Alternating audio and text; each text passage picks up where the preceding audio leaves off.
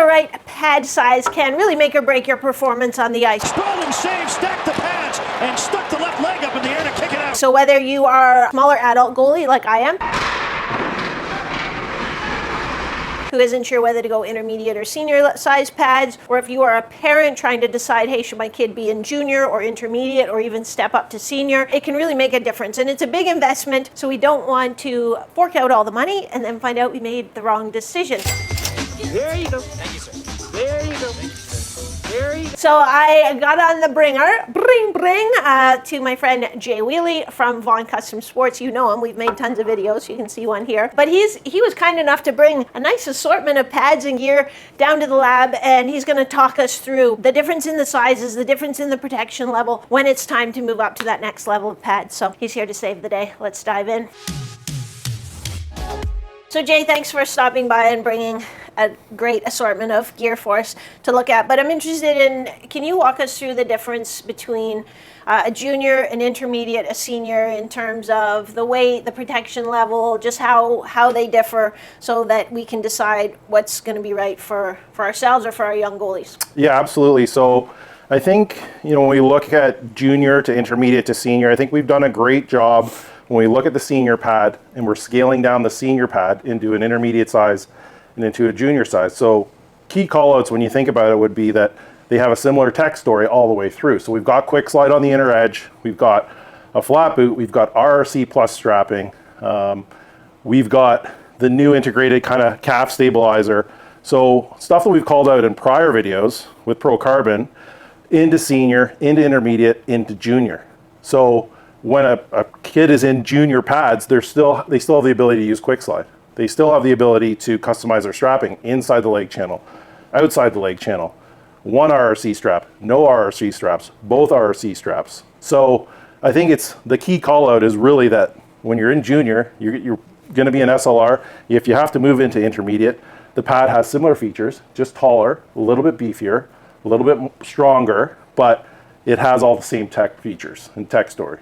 So when we're looking at a junior pad comes in size 24 plus 2, 26 plus 2, and 28 plus 2. We're talking about, again, quick slide on the inner boot, quick slide on the inner sliding area. We've got our RRC strapping in the leg channel, just like we do in the Pro Carbon.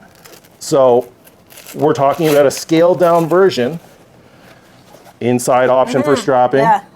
Outside option for strapping. Straps come right out, so we can totally dial in this fit. And what we're trying to do is obviously we're looking at what size does the goaltender need.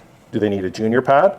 Because we either need to land on the landing block, we need the overall height to be at a happy place, or have they graduated and moved up to an intermediate size pad, which again has the same features, whether we're going RRC straps inside the leg channel, outside the leg channel. We've got quick slide, and we've got a taller pad, slightly wider pad, and a little bit more stout of a pad, but just an easy transition from a goaltender from junior to intermediate. Yeah, it looks like they look the same. How much difference is there in width, would you say? It's minor when we're going it from intermediate. It's probably a quarter to a half an inch. Yeah. But overall, the pad gets a little bit heavier because it's taller. Yeah. But as goalies become more athletic and stronger and older, it's really a height determination of where they're landing on the knee stack and the overall height of the pad when they're trying to get into a larger pad or an intermediate pad. Yeah, I'm amazed because I always assumed that junior level pads were kind of just like road hockey pads, right. And then once they got up into intermediate and senior, then you'd get the stuff. But yeah, if you look at this pad and this pad, it's like they look the same basically. Very similar, yeah, exactly. So I think, Mike and the design team have done a great job in that some key features that we have, again, in the senior line or Pro Carbon line, filtered down into the junior line, and give the goaltender, we're talking about every advantage we need, whether it's the strapping advantage, whether it's quick slide. So I think we've done that for the younger goaltenders in each category. Yeah. So then, let's look at the senior pad, but let's look at it in the context of someone like me who's a smaller adult goalie that So I wear intermediate pads, as you know, and I really like them, but I'm not never sure. Like, well, should I move up to a senior pad? So maybe talk a little bit about, number one, in the context of what's the difference between all the pads, what the senior pads have that maybe intermediate pads don't. Right. And then let's talk a little bit about, the benefits or the pros or cons of moving up. Right. So when we're talking about, say, going from intermediate into senior size pads, we've got two senior options. We've got our senior pro option, which has the same features as the intermediate. It's an import pad with the exact same strapping, the exact same setup as we see in intermediate. And we've got the Pro Carbon option. So Pro Carbon is made in Canada, has carbon, and is our highest level pad, whether it's velocity line or whether it's SLR line. So when we're trying to determine when a goaltender is moving from the intermediate size to the senior size, we're looking at their body type, their height, their stature. Are they strong? Are they not strong in terms of crease mobility and skating? And as kids kind of get taller, we're kind of graduating out of intermediate and into senior. So if someone is in, let's say, a 31+2 or a 30+2 in intermediate, and that pad is getting a little bit small in terms of where the knee's landing on the knee stack and overall height, then we're looking to move into senior. That's generally the determining factor. If you can't land on a knee block in a 31-inch pad, we know it's time to move on. We have no other option. If you are landing on a knee block, but you've increased a little bit in terms of your strength, in terms of your ability, in terms of your age, then we know you're probably going to get into a senior pad, probably a Pro Carbon in custom in 31 plus whatever you choose, 32 plus whatever you choose. So we offer Pro Carbon 31 plus to start. Yeah. What are the intermediate sizes? Intermediate SLR family is going to be 29 plus 2, 30 plus 2, 31 plus 2. And in senior pro import, the regular sizing, 32 up to 36. Okay. And Pro Carbon, 31 and up. Yeah. Can you remind me again, I know we talked about it in the last video, how does the carbon come into play? What does it do for this pad to make it different? Absolutely. So Pro Carbon, in terms of both lines, velocity line and SLR line, it's a light material that adds a little bit of rigidity and structure. So when it's layered within HD foams and the foams we use within the core of the pad, it helps the pad maintain its shape. It helps the pad kick out rebounds with a combination of HD and LD foams. And it just gives overall structure for a longer period of time. Some things that we've incorporated, this is an SLR pad, it's very straight, with carbon and the ability to wrap carbon or integrate carbon into the knee stack, we create rigidity. So we create torsional rigidity, we create overall rigidity, and it gives us the ability to do and make a pad as stiff as we want. Mm-hmm. And then ultimately, we do have the ability with custom to go as soft as we want. Yeah, and that probably improves the durability, I would assume? Correct, yes. In terms of overall use, when we're talking elite goaltenders on the ice 5-6 times a week, the layup of the core of the pad kind of will determine the longevity of the pad, along with wear on the outer edges. Quick slide being a more durable material, the fastest material in sliding in the industry, which does happen to be the most durable, like I mentioned. We're trying to create a pad that can be as durable as possible, that is still high performance. Yeah. And that's kind of where we win, where someone is playing 5-6 times a week or training as well as playing. We've got pads that will last longer and pads through custom that we can do anything to. Whether you want it to be extra stiff, balancing ourselves on the pad, extra soft, because we're a men's league goaltender that's been wearing old velocity lines but want to try new tech and try an SLR pad that we can make softer.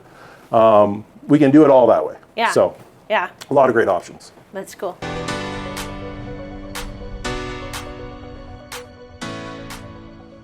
Thinking from a parent's perspective, because you probably encounter and it's a lot of money, so they're thinking, okay, maybe I don't even know if my kid's going to want to stay a goalie, or maybe they can use these pads for a couple seasons. What about getting pads with the idea that, like, I'm going to get pads a little bit big, and then maybe they're going to grow into them? Yeah, I mean, it's a great call out. We've had some discussions before on this. First and foremost, I'm a fan of getting equipment that fits a goaltender now. So with a flat boot and with a pad that sits taller as our pads do now, we've had situations where goalies were in prior versions without a flat boot, SLR1 or SLR2, and we ended up getting them the same size because their knee was landing in a good spot in this new pad, in the same size, and the pad sat a little bit taller. So to answer your question, I think getting your son or daughter in pads that fit is a great idea. If you choose to get pads that are a little bit bigger, we just want to make sure they're not too big. They need to be able to move around the crease. They need to be able to do the things that they did before in their pads that were a bit smaller, that does not hinder mobility and hinder their ability to play their best hockey. So I think it's a great question, and I think parents, I get questions all the time. I think there's a lot of parents, more so now, that are in the know about equipment, and the ones that aren't are very open to suggestions and trust kind of the conversation and where we're going with pad size. So it's a nice time, when you have a conversation with a parent who isn't as much in the know, who wants to listen and is into a lot of the things that you're telling them, and then obviously the parents that are in the know, it's great to have that conversation as well. Yeah, and I appreciate the budget, but if you get the wrong size and the kid can't perform, then you're going to have a miserable little goalie, which is a nightmare, and that's the solution to that is going to be another new set of pads that actually fits them. So it's going to end up costing more in the long run if you don't just get it right the first time, really. Yeah, and I think too, we all talk about it, goalie trainers talk about it, and equipment experts kind of talk about it, and the position now is about mobility and skating and having the ability to get from point A to point B and recovery as quickly as possible. So with I'll use it as an example, with full-grown goaltenders, middle teen years to late teen years, I've seen goalie trainers that are very well versed in equipment get their goalies in maybe smaller size pad, maybe bigger pants, and a slightly bigger chest protector because they have that skating mobility in the crease and the ability to recover, the ability to make saves quicker. Yeah. So all kind of trains of thought. There's also trainers out there who like the goalies to present big and look big in the crease. As long as you're landing a proper spot on that knee stack and the pads aren't up to your waist, we can find the happy medium of where your goalie should be. Yeah, how hot, you talked a little bit about where it's hitting you. And maybe too, we can get you to stick around and do a video if we're what we should do when we go to try on pads at the shop. Absolutely. Okay, that would be perfect. So then we'll cover that maybe in more detail. But just quickly, where should they be hitting you in terms of obviously the knee stack is key, but what about just the length of the pad? Overall height. So great question. I think one determining factor when we're looking at mobility in the crease and pads that are tall is do the thighs colliding, the thigh rise colliding a lot with crease movement. So when a goalie is doing their movements in the crease, whether it's T pushes to the other side, whether it's a butterfly slide, whether it's a power slide, whatever, RVH, whatever the case may be, is there a comfort level with the thigh rise and the amount of colliding of the thigh rise? Overall height of the pad, when we look at goalie pants now, we've got kind of hip floaters, hip protection. When we see the thigh rise kind of creep up over that, we know, and is also where they're landing on the knee stack is a big determining factor. We know potentially that the pad could be too tall. When we're also comparing to their old pad, we can also lay the pad down. We can line up the boot break, so the bottom seam where the boot kind of area, flat boot or boot channel starts. Show me. And we can basically determine when we lay out both pads, we can line up this seam. Yeah. We can determine where the knee stacks are on the old pad versus the new pad that you're trying. Yeah. So if a goalie outgrows his old pads, we can say, okay, we need to go a size up. And we can get them potentially in the center of this knee stack, and we can actually kind of cross-reference by laying the old pad out and seeing where it is, lining up this boot seam, lining up the knee stacks, and then seeing the overall height difference. Yeah. Which is something that, it's a nice education piece for me. So it's this seam that you're going to line up. Yeah, and it's a nice education piece for me to say, if a parent wants to go to a 30 plus 2 and they're in a 28 plus 2, but they really need a 29 plus 2, we can line up a 28 versus the 30, and we can see, okay, well, here's the boot seams lined up, here's the knee stack difference, here's the top of the pad difference. Let's try the 29 as an example. Yeah, no, and even just if they're switching from a different brand too, because it's all going to be different. 100%. That's a great call out as well when they're in another brand, and it could be an intermediate 30 or an intermediate whatever size. I'll line up against ours, and that will help me determine and show the parent, okay, well, you need 29 in ours plus 2 versus 30 or 31 in your old brand. Yeah. So that's a big one too, for sure. That's perfect. Okay, you know what? We'll wrap this up because that's exactly what we wanted to chat about, the differences in the junior, intermediate, and senior. And then, yeah, if you can stick around. Let's do like, hey, if I'm going to the shop to try out gear. So for you guys, that video will come out soon in the next week or two. But let's do that. Sounds great. Awesome. Jay Wiele, ladies and gentlemen. I'll put his Instagram because this is the thing that, like, he knows all about it, but he also loves fitting gear. So the way I love training goalies, he loves fitting goalies in gear, and he's a hustler. So if you have a question about, you know, switching brands or anything we've talked about today, you can send him a DM on Instagram and he will answer the question for you. He's gone to rinks around here to like meet kids and their parents and help them make sure they're getting the right fitting gear. So take advantage of that. If you like this video, if you want more gear videos, more Jay, less Maria, make sure you give this video a thumbs up, hit a like. Don't forget to subscribe. If you subscribe, hit the bell. You know how it all works. I will see you next time. Same bat channel, same bat time, same bat time, same bat channel.